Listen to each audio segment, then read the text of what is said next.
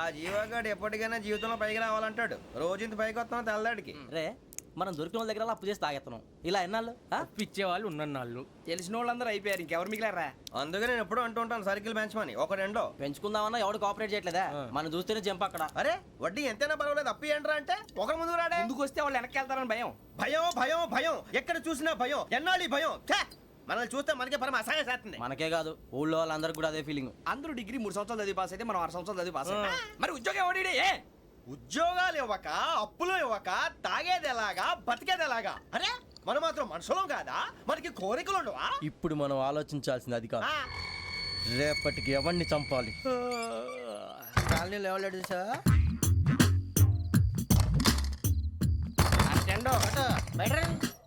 నువ్వా వెంకీ? ఏంటి వెంకీ ఈ టైంలో వచ్చా? నీతో మాడే పని ఉంది, దా చెప్తా. ఏ బాగా నిద్రొస్తుందా? సరిగానే రే. నువ్వు మమ్మల్ని చూసే తలిపేసావా? మామూలుగానే వేసాను. మామూలుగా వేసేవాడివి. మేము రావడానికి 1 నిమిషం ముందో మేము వెళ్ళాక 1 నిమిషం తర్వాత వేయాలి కానీ బిలాల్ రాజా, నాకు నిద్ర వచ్చి పడుకుందామని తలుపేసుకున్నాను. అయినా నా ఇంటి తలుపులు నేను అడిగేసుకోవాలంటే తప్పు చేసిన కాక ఇంకా గేర్ సమాధానం చెప్తావా? మీ ఇంట్లో పెళ్లిడికి వచ్చిన ఆడపిల్లలు ఎదురున్నారు. ఇదిగో అమ్మాయిలు మీతో ఎప్పుడైనా యథాశాలు వేసానా? విన్నారా? అడుగు తలుపులు వేసావు. అనవసరంగా గొడవ ఎందుకు ఇక్కడి నుంచి వెళ్ళండి. గొడవ? మీ ఇంటి మీద పడి ఎప్పుడైనా గొడవ చేశానా బిని గారు? లేదు బాబు. విన్నారా? చెప్పు, మమ్మల్ని చూసి తలుపులు ఎందుకు వేసుకున్నావు? అరే మాకు అప్పించిన వాళ్ళు కూడా మమ్మల్ని చూసి ఎప్పుడు తలుపులు వేసుకోలేదు. ఏం చేయాలి? మరి నువ్వు ఎందుకు వేసుకున్నావు? బాబు తప్పు అయిపోయింది, బుద్ధి తక్కువ వేసాను చాలా. అంటే మా మోకాల మీద తలుపులు వేసామని ఒప్పేసుకుంటున్నావు? ఒప్పుకుంటున్నాను. సరే ఇప్పుడు చెప్పు, మా మొఖాల మీద తలుపులు వేసేంత తప్పు మేము ఏం చేసామరా? బాబు తప్పైపోయిందని అంటున్నారు కదా, వదిలేయండి బాబు. అదే తప్పు మేము చేసి మమ్మల్ని వదిలేయమంటే మీరు వదిలేస్తారా బిని గారు? తప్పని ఒప్పుకుంటున్నాడు కదా అయ్యా. ఇప్పుడు టైం 11 అయింది, వెళ్ళి పడుకోండి. 11 అయిందా?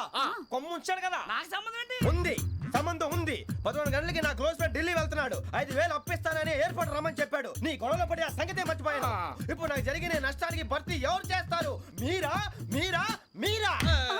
ఎవడు పడితే ఎందుకు చేస్తాడా భర్తీ? భలే వాడి నువ్వు. తప్పు ఎవడు చేసినా వాడే చేస్తాడు. దానికి కారణం ఈ 10 మనిషే కదా. వాడే చేస్తాడు.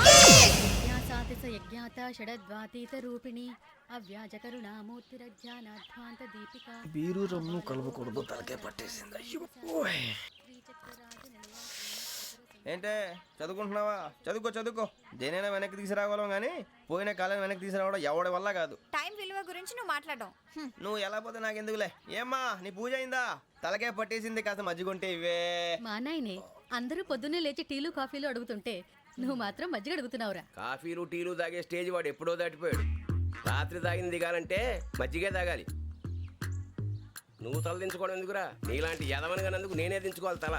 రాత్రి సుబ్బారావు గారి ఇంటి మీద గొడవకి వెళ్ళేవంటగా. అలా చెప్పాడు మీకు? ఏ మళ్ళీ గొడవ కెడతావా?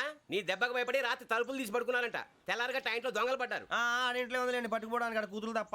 ఎన్నాళ్ళు ఇలా బేవర్స్గా తిరుగుతావురా? ఇన్నాళ్ళని ఏం ఫిక్స్ అవ్వలేదండి. చిచి నాన్న, అమ్మా, కంబైన్ స్టైల్స్ కి ఫ్రెండ్స్ ఇంటికి పిలుద్దాం అంటే వీడికి భయపడి ఎవరు రావడం లేదు. నేనేం చేశానే? వాళ్ళ వంక అదోలా చూస్తున్నావంట. గొప్ప ఫిగర్ అని అదోలా చూస్తాను. ఏదో మోహాలు వేసుకొని చదిగా. ఆ గొంతు ఆ వాలకం చూడలేకపోతున్నాను రా బాబు. చిన్నప్పుడు వచ్చి నా అలాగే ఉన్నావు, తెగ ముడిచిపోయారు. ఇప్పుడు నచ్చట్లేదు నాన్నగారు మీకు? నేను యదవలతో డిస్కస్ చేయను. నేను చేస్తాను. మీరు చెప్పదలుచుకుంది ఏమిటో చెప్పండి. ఇంకా చెప్పేదే ఉంది. నువ్వు ఇలా గాలికి తిరుగుతుంటే నేను తిండి పెట్టలేను. నాన్నగారు ఇప్పుడు శుక్ర మహాదశి 4వ పాదంలో ఉంది. నేను ఇప్పుడు ఏం చేసినా కలిసి రాదు. శనిగారు సెంటర్ లో కాసేసి నన్నే చూస్తాడంట. వాడు అలా సైడ్ అయిపోయి నేను ఏదో అవుతాను కదా, మీరు కంగారు పడకండి. ఇవన్నీ ఆ జగదాంబ చౌదరి గారు చెప్పాడా?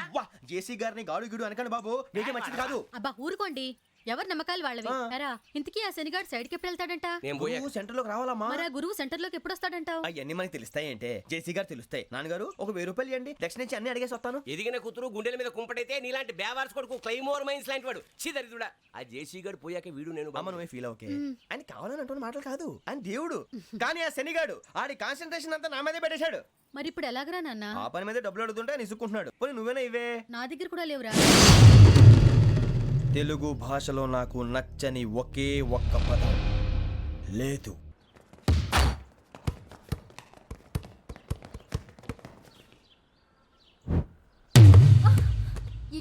అరే సోరే, బాల్ తీసుకురారా.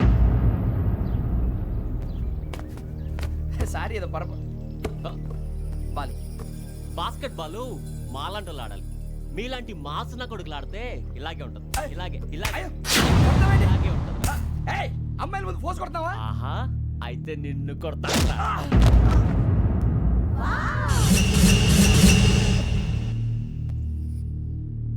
అమ్మాయిలు ఉన్నారని చూడరా ఎరా రెచ్చిపోతున్నాడు.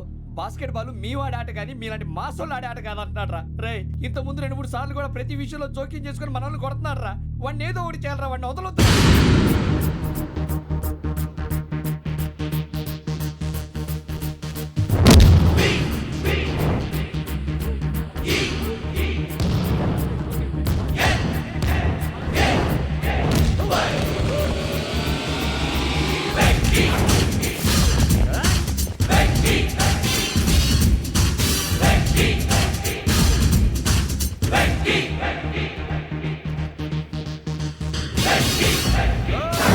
ఆడపిల్లలంటే ఎవరికైనా దెబ్బ తగిలితే అయ్యో అంటారు, మీకేమో ఎవరైనా కొడితే కామెడీ. కొట్టినోళ్ళు మీ దృష్టిలో హీరోలు. ఇప్పుడు నేను పచ్చడి పచ్చడిగా కొడేస్తాను, నేను హీరోని అయిపోతానా? ఏంట్రా రెచ్చిపోతున్నావు? మాకు ఛాన్స్ ఇవ్వా? అసలు వచ్చిందే నీకోసం. మా వాడి బ్యాక్గ్రౌండ్ తెలియక అడిమే చేసావు. ఇప్పుడు నీకు అప్పుడు అయిపోతున్నా రే. వాడి బ్యాక్గ్రౌండ్ సరే, అసలు నీ బ్యాక్గ్రౌండ్ ఏంట్రా? నాకు సెపరేట్ బ్యాక్గ్రౌండ్ అంటూ ఏం లేదురా. నేను ఎక్కడ నిలబెడితే అదే నా గ్రౌండ్. అంత పొడింగువా? తెల్దా?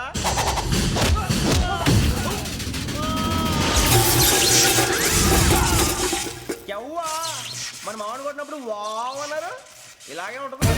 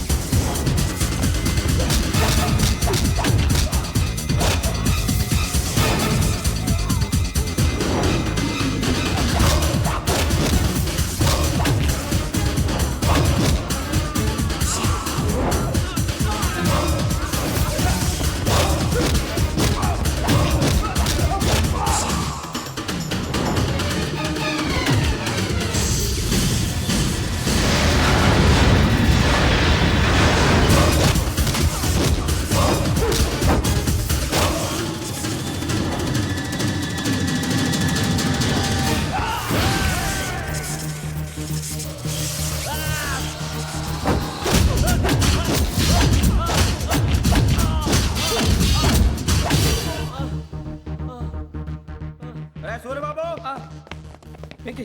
ఇందాక నేను కొట్టినప్పుడు నీకే అనిపించిందిరా? కుమ్మేయాలనిపించింది. మరి కుమ్మే. అమ్మో కుమ్ము. రేయ్ నిన్ను అమ్మాయిని పట్టుకొని కొడతాను. అలా కొడితే ఏ తగ్గుతుందిరా ఆడికి?